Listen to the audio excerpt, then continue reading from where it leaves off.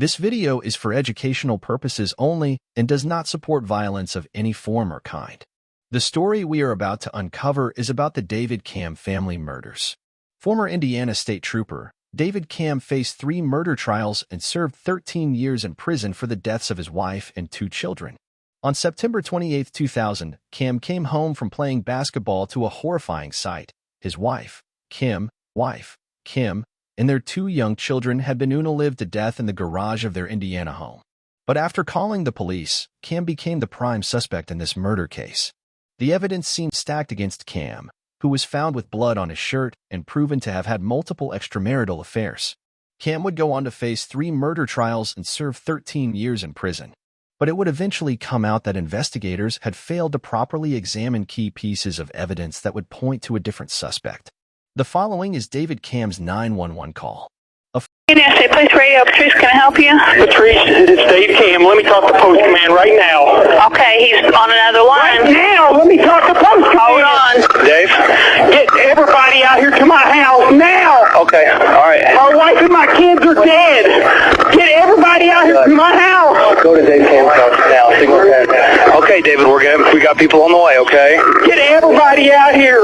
Come here. Everything's going to be okay, all right? We're going to get people. Everything's not okay. Get everybody out here now. They're coming. Go to Dave Camm's house now.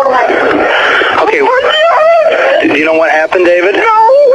They're dead. I just got to play back. 4548 Sellersburg.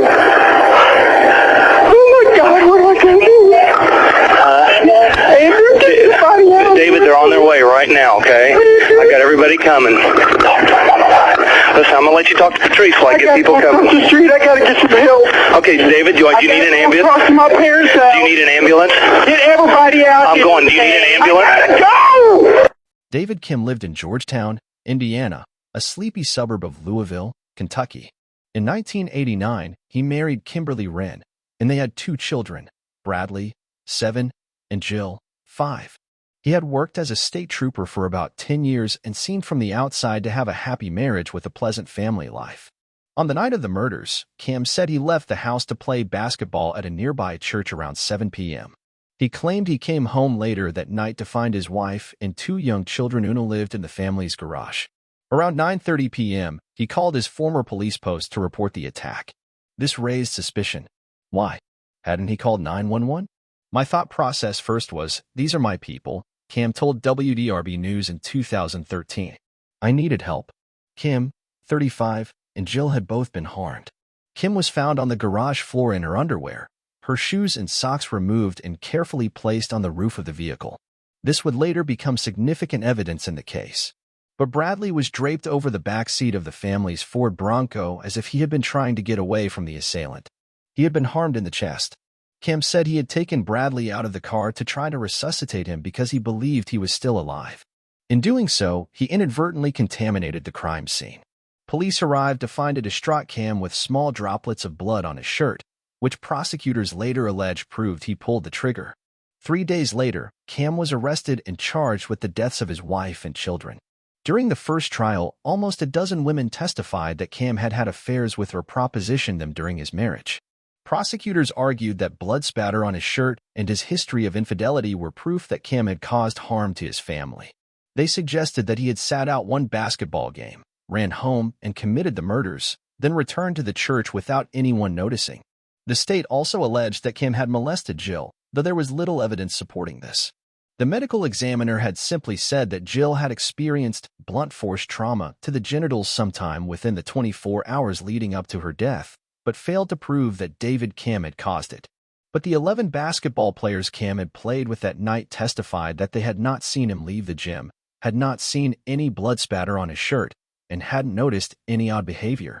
Despite Camm's strong alibi, in 2002 he was found guilty of causing harm to his family and sentenced to 195 years in prison. But Camm successfully appealed, and 2 years later the state Supreme Court overturned the conviction, saying there wasn't enough evidence that his affairs were the motive. In 2000, a sweatshirt containing the DNA of an unknown male had been found at the crime scene. But the prosecution neglected to have it tested leading up to Camm's first murder trial. In 2005, the DNA was finally tested and found to match an 11-time convicted felon named Charles Boney. Boney's troubles with the law had begun in Bloomington, Indiana, where he had become known as the Shoe Bandit.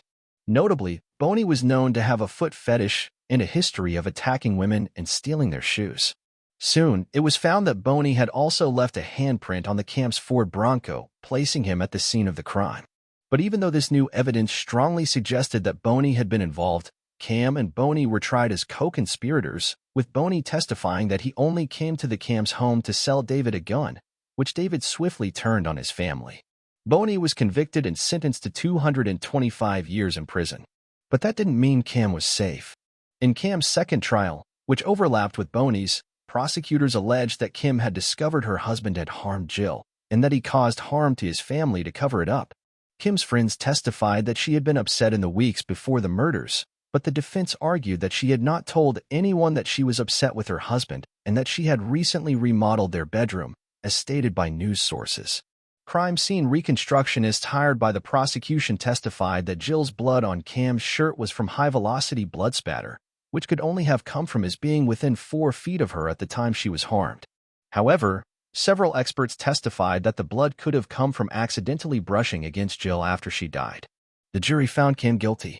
The jury said they'd been convinced by the expert testimony from a forensic pediatrician with the Kentucky Medical Examiner's Office, who claimed Jill had been harmed by her father. David Camm was sentenced to life without parole.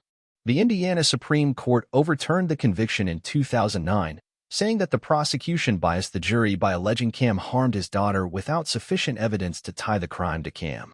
They ordered a third trial. It would be David Camm's last. For the third trial, prosecutors alleged that David Camm's motive was life insurance policies that Camm had recently taken out on the family. Charles Boney was brought in to testify. He said that on the evening of September 28, 2000, he was lured to the Camm house to meet David to sell him a gun. But when Camm and the children drove into the driveway, Boney said, Camm walked up to the vehicle and harmed all three. Boney claimed Camm then handed Boney the gun and said, "You did this." Boney also claimed that, in his panic, he had tripped over Camm's shoes and placed them on the roof, and that he leaned into the car to check on the children, which was why his handprint was left on the car. He claimed he never touched any of the victims. The defense found that one expert the prosecution had previously brought in as a blood spatter expert had embellished his credentials, throwing doubt on claims that the pattern of blood on David Camm's clothes implied he pulled the trigger. David Camm served a total of 13 years in prison before he was finally acquitted. Charles Boney, who is still serving his 225-year sentence, still alleges that Camm was the one who unalived his family. Camm's parents, Frank and Janice Wren, agree.